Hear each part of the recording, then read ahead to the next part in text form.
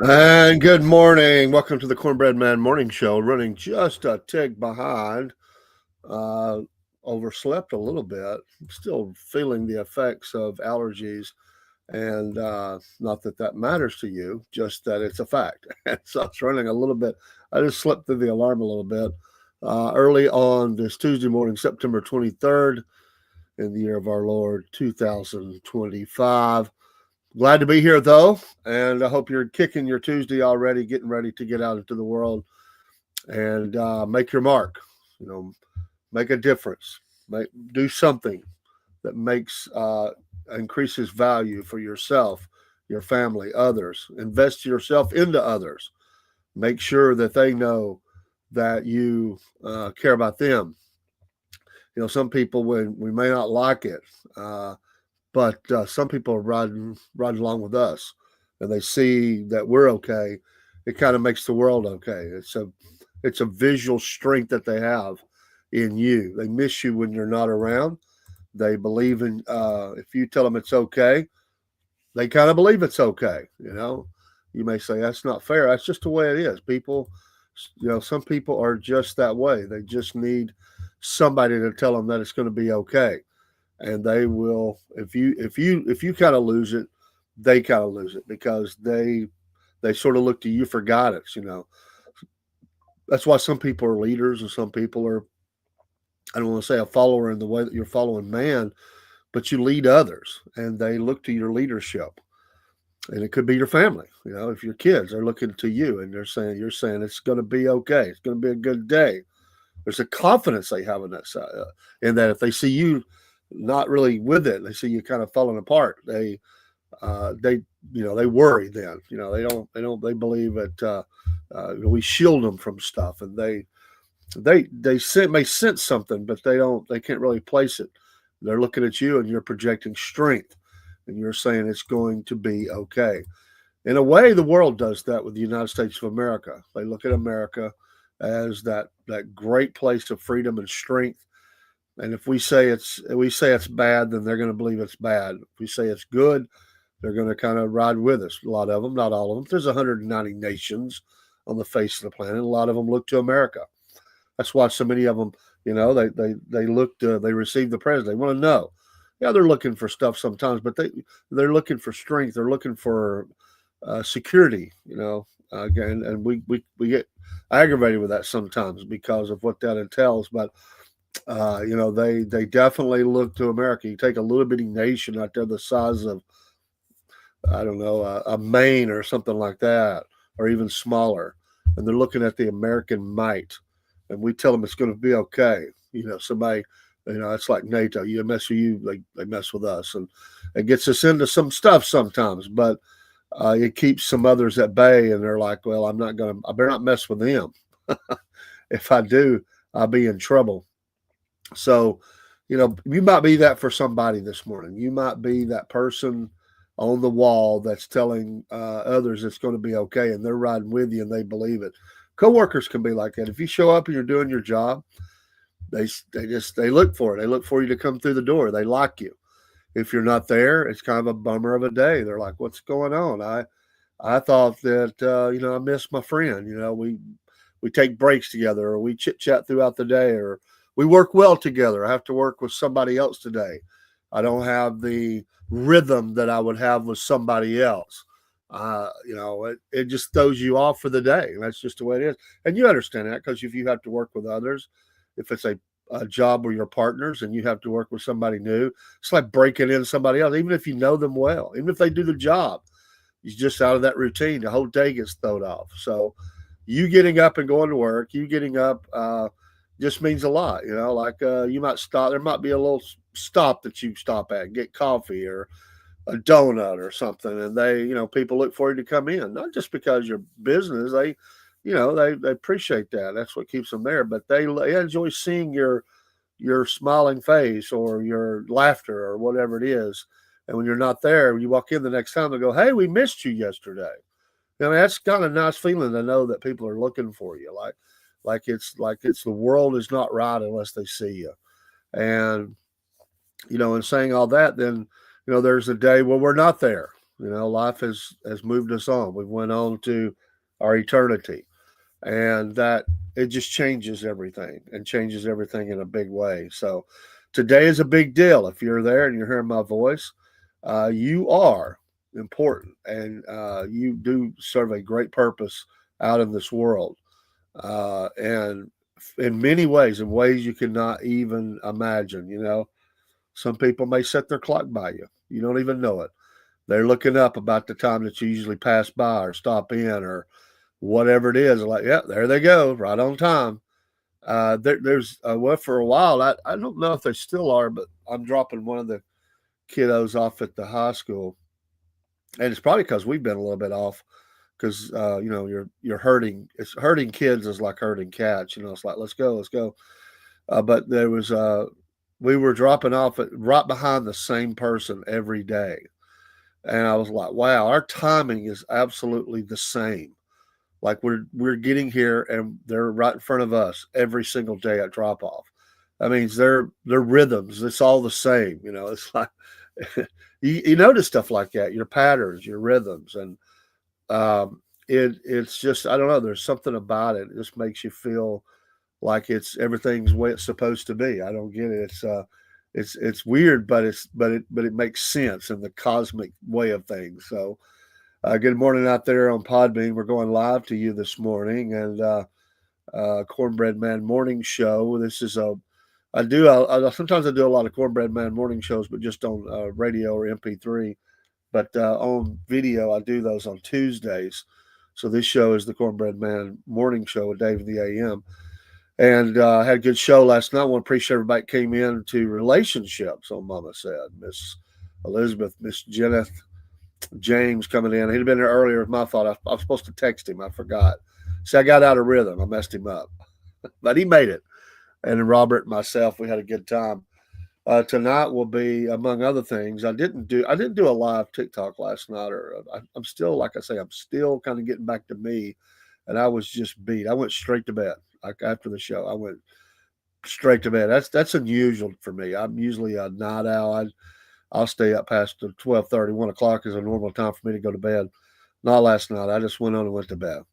So it's just the way it is. But probably tonight. But we will be 8 o'clock. We will be Southern Claws and Paws with Miss Jeneth, our new pet show. This will be episode number 3.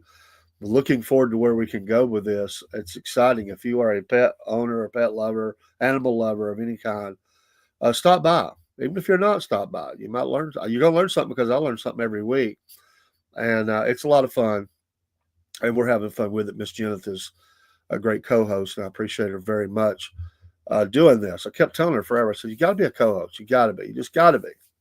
She's like, "I don't know, maybe." And I was like, "You got to come on. You just got to. You're going to do great things." And finally found something that she felt comfortable with, and she's doing great things. And so I appreciate it. I haven't heard back from my vet friend, or I say friend, my vet yet. I'm trying to get the veterinarian to come on once a month. I will have one. I'm trying to get a particular one, and I haven't been able to get them fully on board yet, but we're working on it. So sometimes you got to work a little bit harder on stuff. Well, we're officially, we're officially in this fall weather, and first day of fall has came, and we are now in the cooler temperatures. For the most part, there's still going to be those days where it gets a little warmer, but it's nice. The morning temperatures, you can just feel the change in the air. It's really nice, and it just makes things different. The change of seasons. I like that. A lot down here in the South, we have a lot of the fall color cruises, and I like the change, and and it's a little bit. It can be a little bit depressing when you think about all the leaves and stuff. Once they fall on all the trees, I look so dead. About that time, Halloween comes along, and you're like, it's just this sense of deadness, But it's like, wow. But then you get into the whole, the cold of winter, and it's gloomy, and and you don't want to get up, and then we have the hope of spring. So, but it's beautiful, and winter's beautiful in its own way. This, like I say, the temperatures have cooled off. We're down to that point where it's 80s, 60s, or something like that. Depending on where you're at. I know that would fluctuate. I don't like to give my particular area of weather because we have people listening from all over the world. So, but for us, that's kind of where this region. I'll just say this region. That's kind of where we're at, and about and it won't. And really, I expect probably within the next couple of weeks, it's going to be 70s, 50s. So that'll happen pretty quick. So hopefully for you, you'll see those same kinds of things. But that's coming. That's coming. It's just I like it. I like it a lot more. Football this weekend. If you like football, there'll be a lot of football, American football, college and pro. As we get a little bit deeper in the season on the sports front, the Braves have been on a winning streak. Go figure, too late for them, but it's nice to know that they can finally put a winning streak together. That's always nice. Maybe next year, as I always say, there's some surprises out there, but most of the teams are playing about where we expected them to for both leagues. And it won't be long. We'll be getting back into some of the other sports that it's their off season, and we're deep in the heart of the playoffs for NASCAR. Me and Dean for the Southern Fried Racing Hour and our SFP Sports. That'll be Thursday, 5:30, 6-ish. We haven't decided on a time. Probably 5:30 because we're doing two shows, and that has right behind it the Cornbread Nation show. And I'm really working. Like I said, I've just had a lot of plates spinning, but we have a couple of new shows, and we're just fixing to get them off the ground. A history show, and I've been saying it, but it's coming. And the music talk show, that is coming.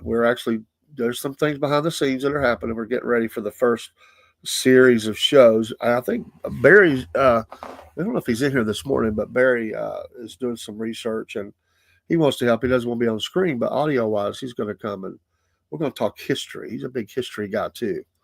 And for those of you that watch us, Barry. So I'm looking forward to that.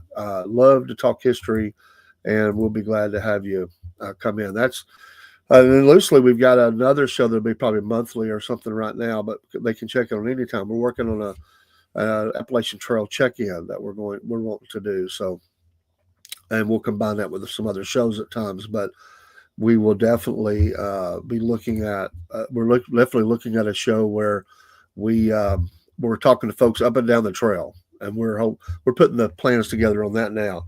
We so much enjoyed Dog Tag checking in with us, and we would like people all the way through that journey to be kind of letting us know what's going on. Yeah, some big games, Broski. Penn State, Oregon, and Georgia, Bama. That's that you don't get much bigger than that. I mean, really. I would think that Penn State is. I think they'll win that game over Oregon. And nothing against Oregon. I think they're a fine team and they're doing very well. Dan Lanning and all, but I just think Penn State is. I mean, they just got that look. That they're the dog on that. But I would. Who knows between Georgia and Alabama? I really don't know. I think Georgia's still finding themselves in some ways. And of course, Alabama's had some hiccups, but it's just one of those things. People get healthy a lot of times when we come to town. I mean, or wherever we play. I don't know. I think it might be at Sanford, but we play worse at home sometimes than we do on the road. But I would hope that. I just hope it's a good game. Be a lot of chatter this week. It has been a little bit already. As we see, Alabama's on the. They're not real happy with their new coach. This would go a long way for him if he was to beat Georgia. He would be good until Auburn, even if he struggled a little bit. He has to beat Georgia and he has to beat Auburn if he has any hope of staying around. That's the way I view it. I don't care how much money they give him. They got a lot of money. They can buy him out. If he's already had, this hiccup. And if he lose this one, it's going to be, not good. And you can't lose to Auburn. If Auburn's been playing better, even though they lost last week. And of course they should have won really, but we'll get into that later on Sports Show. But I think that, you have to win those games. That's just the alumni, the boosters and all that. They're not going to put up with an Iron Bowl loss and a Georgia loss and a Florida State. That's just, they're going to be starting thinking this guy's he's not the guy. He's not the dude. We need to get rid of him. I don't care what it costs us. Let's move on. Next. And Dabo Swinney and Clemson's in trouble. I mean, I don't know that he can survive the season. He can't. He has to win out now. Any hope he has to win out. If he loses to another rival of some kind, another somebody that they should beat, that's or they're just going to put up with it. No matter what he's done there, and he's had a great career there. They turn on you pretty quick. They're like, well, you've kind of worn your welcome. I mean, you were good for a time, but it's kind of moved past you. And this is kind of hard. When they always say in the SEC, and maybe it's the way in all of them, but in the SEC, they always said once you reach the 10-year mark, the 10-year mark of being a coach, you've kind of shown a lot of what you. We had those coaches that stayed 30, 40 years, but that's kind of dead now because of the money and because people are. They're not waiting that long. They're not going to let you go through a 10-year losing streak. They're just going to go, or 5 years, whatever. They're kind of sick of that. So they're ready to move on no matter what you've done, if you've won a couple of championships. After about 10 years, they kind of figure, well, they've pretty much shown us all they've got. And you better be winning. As long as you're winning, you're okay. If you start losing, then they're thinking, well, I just don't think, I think it's moved past him. And especially if they're stubborn, they're not wanting to make changes, or they're just not able to pull the recruits like they used to. Of course, that could be money as well. It might not be their fault. But once you start losing that, and I think Dabo, he's a high, energetic guy. He has that all shucks, Bubba kind of thing. And my opinion is that works well when you're winning. It doesn't work well when you're losing. It wears on people pretty quick. It's like, oh yeah, he's a nice guy, but he's not elite. And I'm a little bit sick and tired of hearing, the same old cliches. We're working hard every day. We're going back to the drawing board. Hey guys, we've been there before, and that that amped up stuff he does. I just think it wears thin on a fan base. Once you start losing, I think he could be in trouble. Broski Bear, LSU, Ole Miss. Yeah, that's a good one. That's a good one. And it's some of these teams like an LSU. Are they really? Are they really looking? Are they as good as what they sort of seem, or is because they do have the NFL future NFL quarterback. I think he'll be drafted pretty high and plays. South Carolina's quarterback, although Young will be another one that'll be going, but he's definitely got that pedigree. And where's Ole Miss at? In that. So we'll see. Brusky said, I think Dabo's hoping Bama or Florida reach out to him. I would not be surprised at all, my man. I would not be surprised. In fact, if Dabo doesn't here's what I think. Dabo's got to hang on and look solid enough. He needs a rebound just enough during the time that Bama might be thinking about dumping their guy. Because they're already thinking about it. There's no doubt they're thinking about this has been a mistake. He has, like I said, if things went downhill, if Dabo was just because he's a hometown boy. I mean, it's a great story. And at one time, I think he would have loved to have that chance. He stayed there and has had a great career. But I think that is definitely Bama thinks that way. I mean, they're willing to bring in outsiders as long as they're winning. If they're winning, they'll make you one of them. They certainly did with Saban, legendary. But they've traditionally went, with the people that came up through their system, the Bear Bryant's pedigree, sort of like Saban's guys.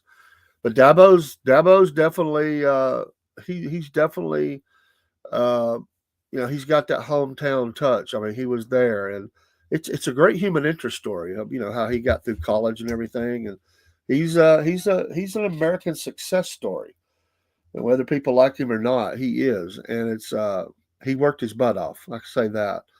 And it would be a great tie as long as he came back and won. He could be a hero coming back to Alabama. It's like, yeah, Clemson had him for a while, but he's coming home. But he don't want to come in looking real bad. I mean, he's got to he can't have a horrible season. I think now Florida might be different, but there's changes coming. Florida's coach is not going to make the season either. Clemson and Florida will be making changes before the year is out, I think. It might be a little bit later in the season, but it's coming. Florida's coach is imminent. I mean, I just think it's imminent. This experiment has not worked. He's definitely a good coach at every level he has been. It's just not worked. He's got a lot of talent. Florida has recruited well. He does not. It is not a question of talent. They've not been able to put it all together. But anyway, I'm planning on talking sports this morning, but it's cool. I like it.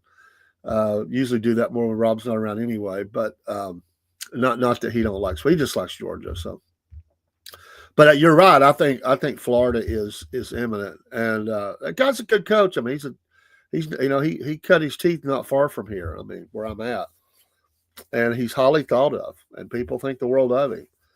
They didn't like him being at Florida so much, but it's just not worked, and it may. That's not even really maybe indicative of him. It's just Florida's not done good for a while. I mean, I don't know what it is. They've lost the mojo. They really have. They've had a big win here and there, but they've really lost it. Nobody fears Florida coming into town like they used to. Remember the Spurrier years? I mean, they roll into town, and that fun and gun and all that. I mean, whether they liked it or not, teams were worried about how they were going to cover all them receivers. I mean, they had two starting squads for on that. They had receiver after receiver after receiver, and the quarterback room was deep too. And that's not the case anymore. Maybe that's hard to do in today's money, the way the money is, and players can transfer and all that. I get it. There's a difference there. But most teams have, two or three. Florida seems like they just aren't really prepared for that next guy, and the guy that's in there struggling, all world talent. And it's just not. Of course, it's a different kind of offense. I get it. A little bit different type of offense. But Broski says Dabo has already lost the locker room. His players have stopped playing for him. Dabo needs a change of scene, but he needs to start using the portal too. And Dabo's telling me, yeah, you're right. It's a great point. There was a lot of talk about that in the last year or so about the portal and where he was behind on that. That's not good, and he'll have to fix that. Because if there's one thing Bama will do, if Bama wanted to look at him, Bama will not want that. They will go out and grab who they need to grab. That was hard for Saban, but he adapted. He definitely adapted. There's two ways and I still think it kind of passed him by just a little bit. He was frustrated there at the end, even though he was still playing a fairly high caliber. His teams was it. You could almost see it. Like he hated. Saban absolutely hated the hurry up offense. He couldn't stand that.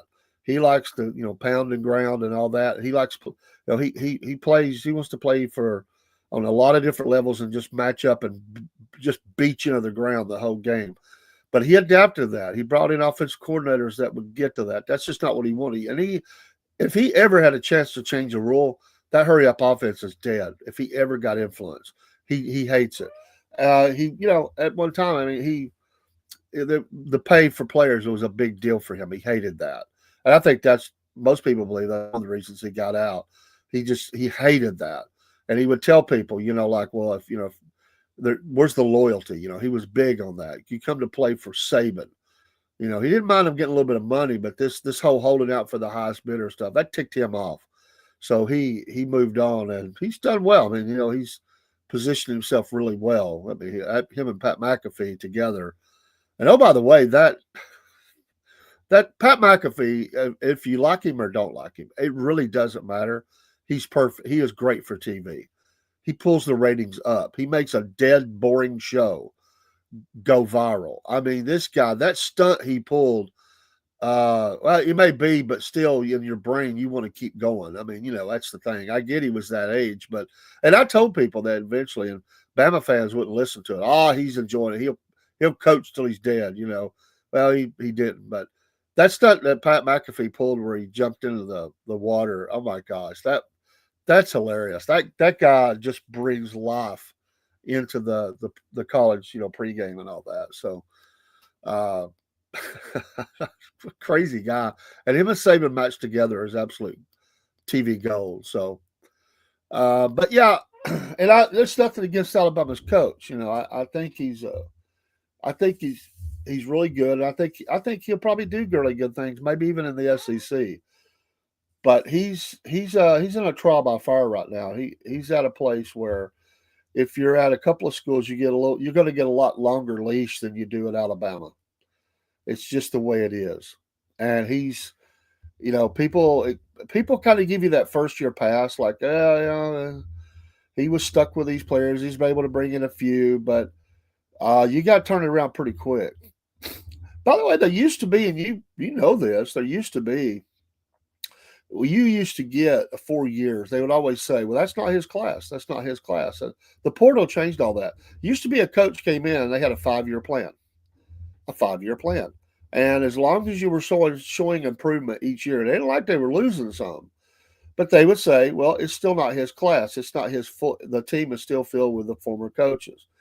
And they would say that year 5, it's all the guys except for you could have a person's been there for 6 years or something, but that's rare. That team is now yours. And that year 5, you better have put it together because that you had said this is how we're going to win. It's all your guys. And if you don't, then that was the time when a lot of them were let go. Year 5. That was a big deal. That's gone.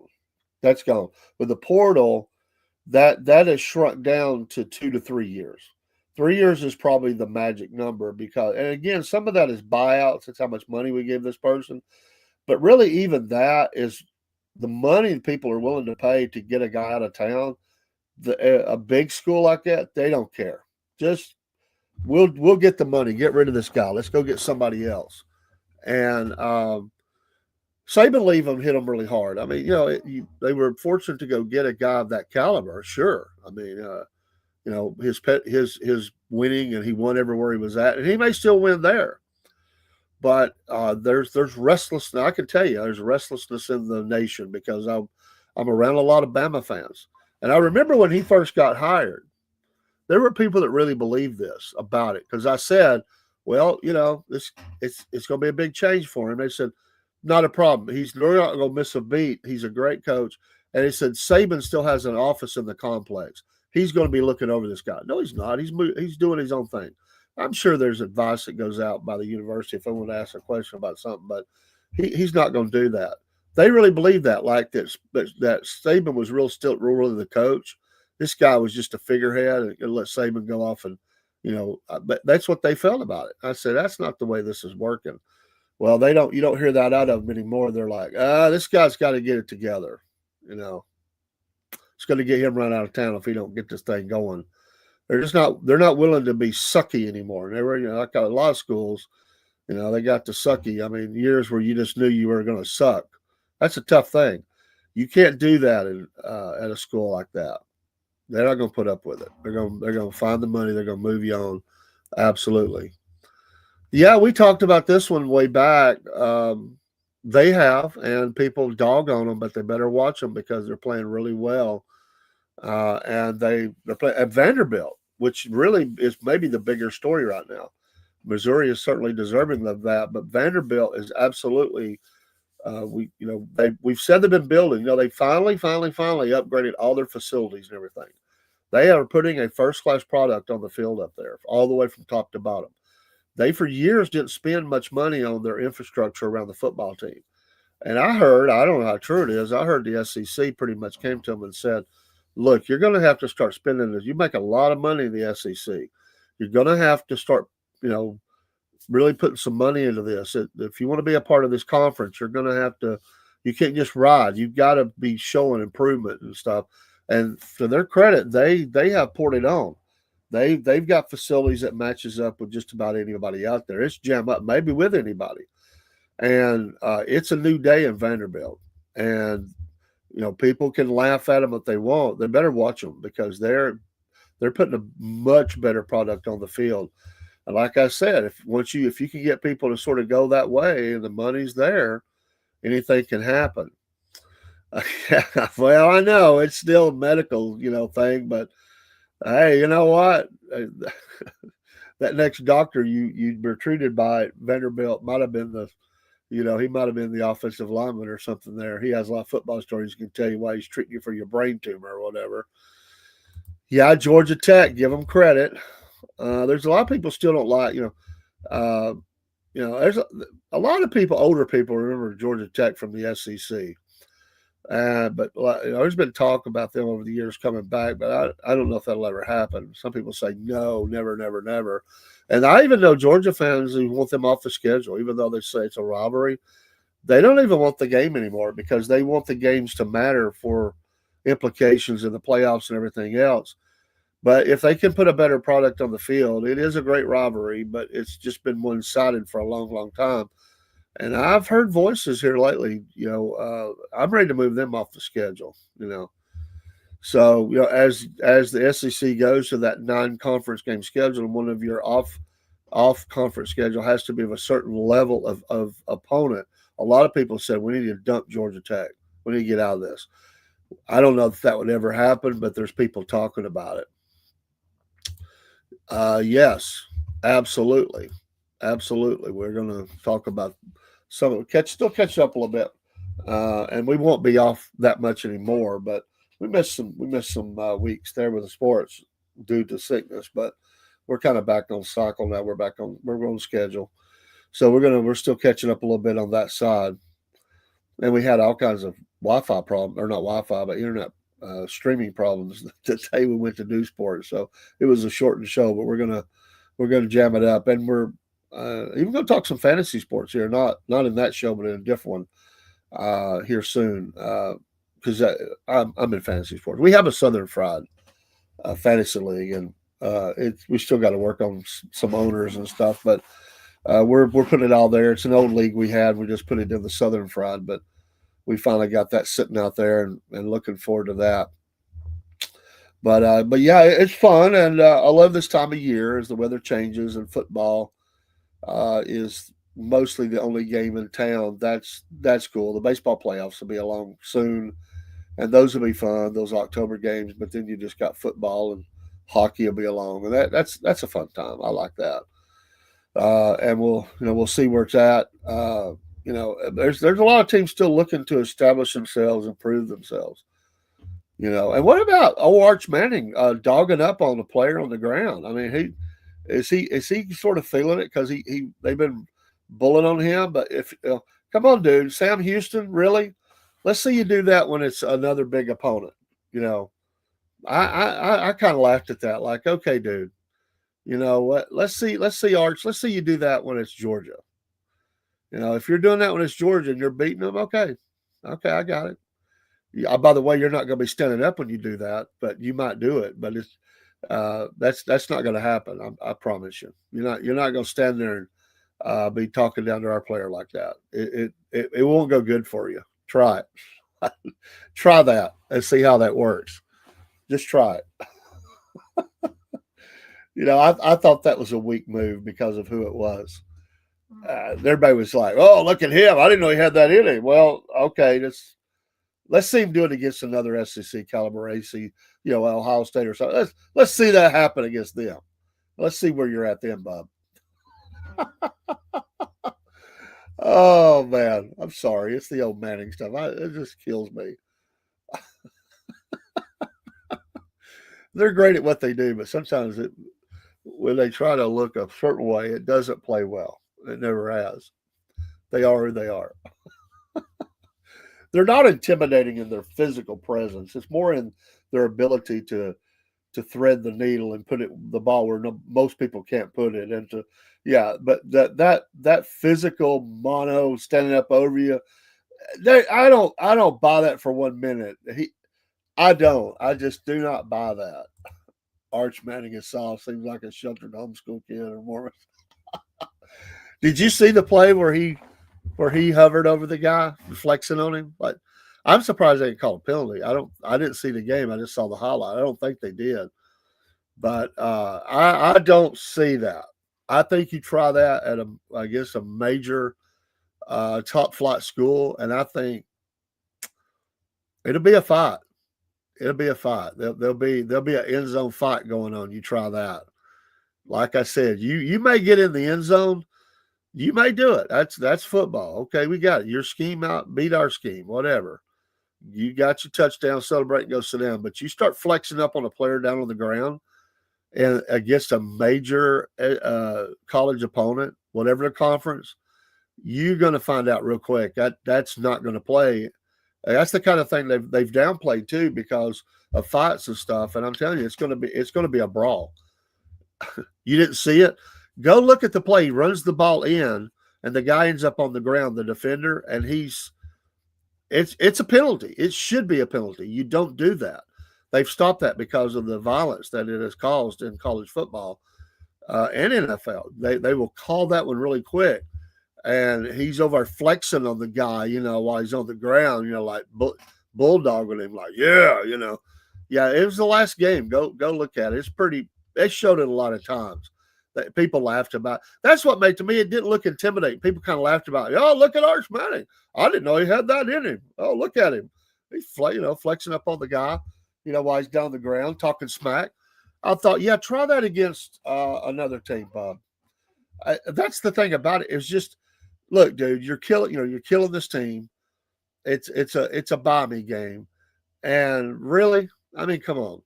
You know what? I get it. You're pumped up here in the game. You've been taking heat out there, and you that tells me he's felt it. He's felt that the pressure of what has happened, and then you flex up on this dude from his smaller school, and you're flexing up on him. Come on, man.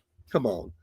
It kind of reminds me when Charles Barkley was pushing around the African team that looked like they were, $150, 6 foot or 5'10", $150, and he's pushing them around. And even the other older NBA players are going, "Come on, dude, it's a bad look, man. Come on, man. They can't beat us. It's just not a good look. At some point, you just gotta have some sportsmanship. Go take you got in, celebrate with your team, pump, play to the crowd. But to try to intimidate on a small school like that on a player on the ground, I thought it was a weak moment for him. I don't like it, and then maybe I'm biased that way.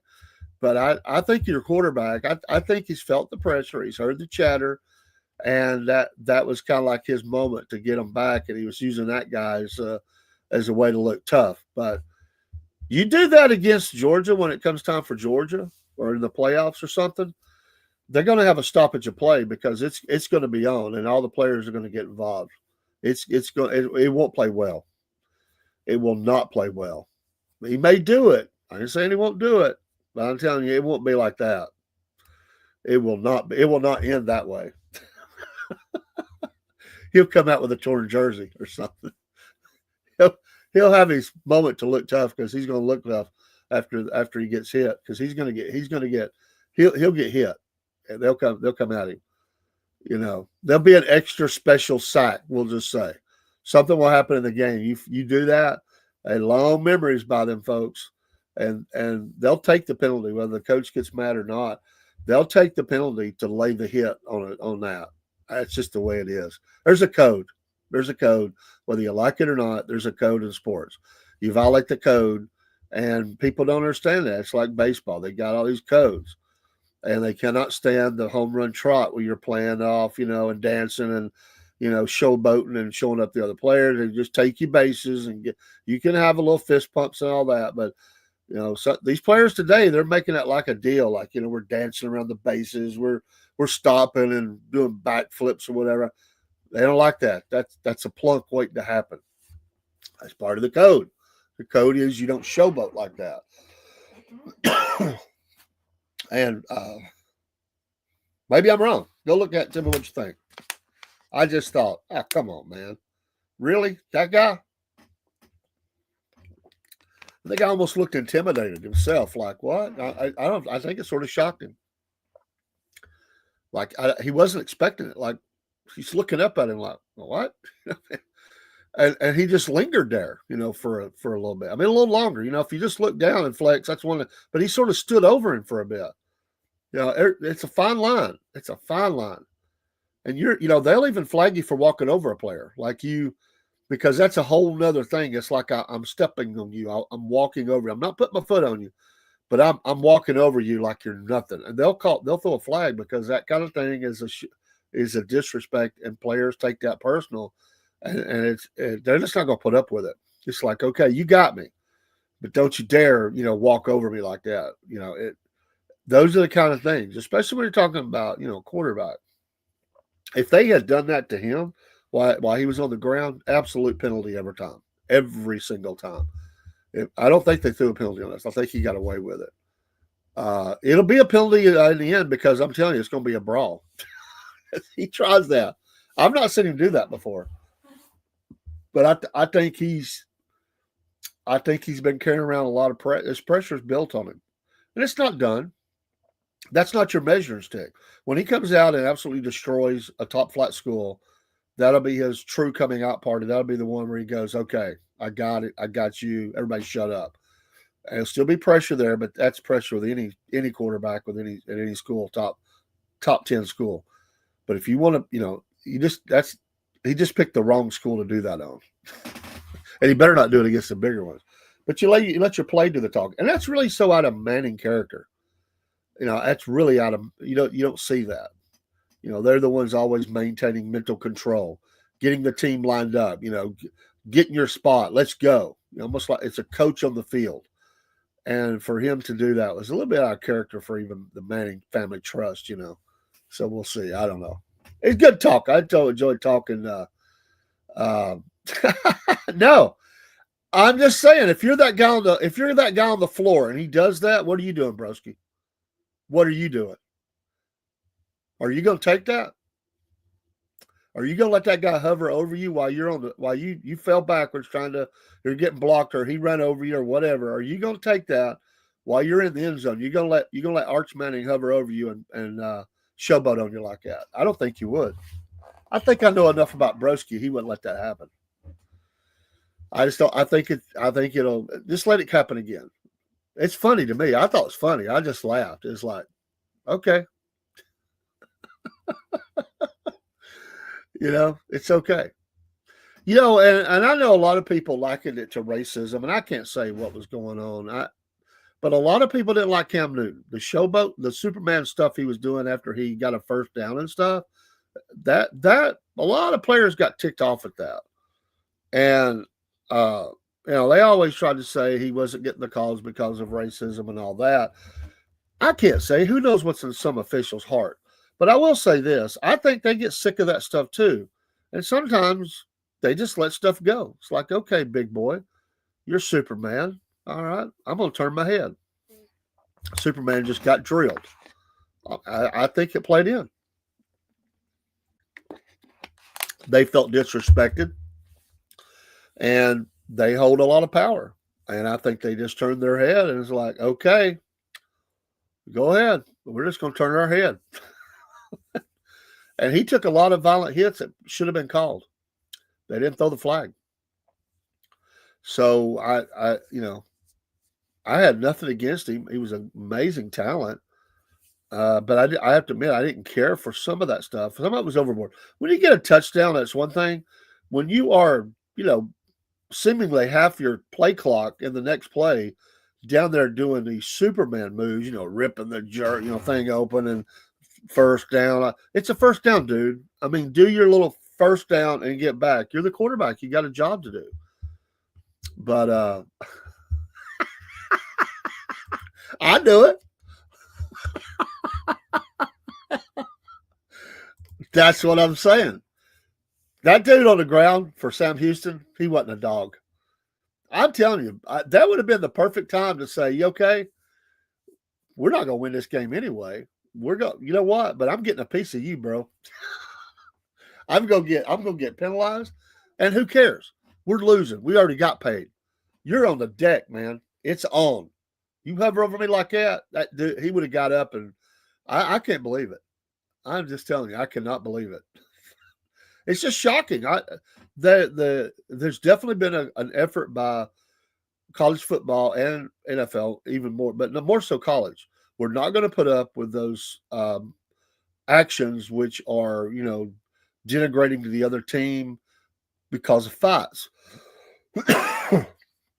There were a handful of games that got out of control over the last couple years, and they really buckled down on this because it was ugly, ugly games. And they had a hard time getting through the game. There was a lot of penalties or fines, and the competition committee really tightened up on this and said, we're just not going to put up with that. This goes all the way back. You remember when they used to jerk their helmets off? They took that stance a long time ago in the leagues, both leagues. You don't pull your helmet off, but it got to be a bad thing where people, pulling their helmet off, showing their face. They said, no, you're not going to do that. They just didn't like the look. Cam would take the ball from whoever scored and give it to. Yeah, that's cool, which is messed up. If he wants to do that, he's scoring, but he definitely.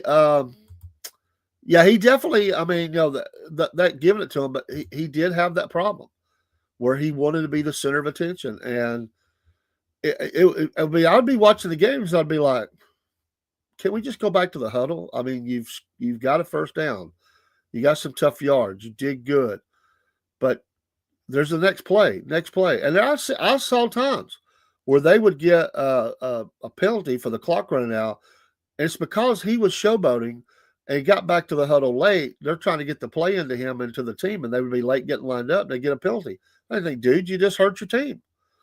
And, he has a responsibility. And I just, after a while, but amazing talent. One of the most talented people I've ever saw play, no doubt. Absolutely amazing, amazing talent. I wouldn't give you 2 cents for his old man because I think he was as low down as they come. He was selling his kid out the highest bidder and putting half of it in his pocket. But I just think that there was a lot of problems there with the dad. And Cam still has some problems out there. Remember the blow up with the kids and stuff. He has to like, he's got a bad ego. I mean, he's a bad ego. Yeah.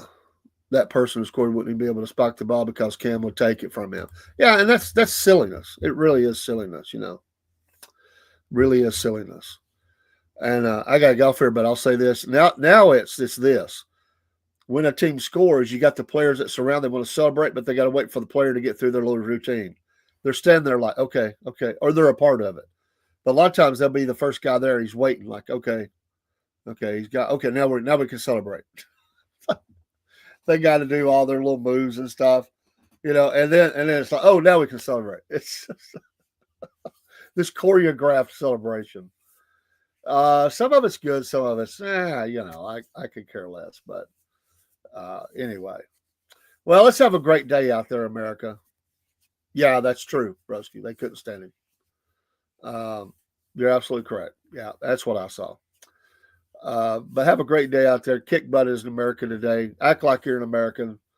Let's root out corruption and evil and fraud and illegals and everything else wherever we find it. Protect the kids today. Stand up. Be a man. Don't let the world push you around. Be that person. Be that dog in the room today and say, not on my watch. It's gonna be good today. Protect the weak. Stand up for those that are intimidated. Be that today. Stand up for them, and project strength because that's what we are. We're strong. We're Americans. We don't back down from nothing, right? We'll see you tonight. We've got at least one show, maybe two, and looking forward to a great day. Thank you so much for your support of the SFP. I've enjoyed being. I got to take some kids to school, so we'll see you tonight. And sorry, we just talked sports today. That's okay. That's all right. I enjoyed it. It's good to shake things up and do things a little different. So sometimes it's good to let some other things go and talk about just some things that are fun. That kind of feeds our soul, our what we enjoy. We enjoy those things. So, all right, take care. God bless. We salute you, America. And if you're from around the world, we salute you too. Take care.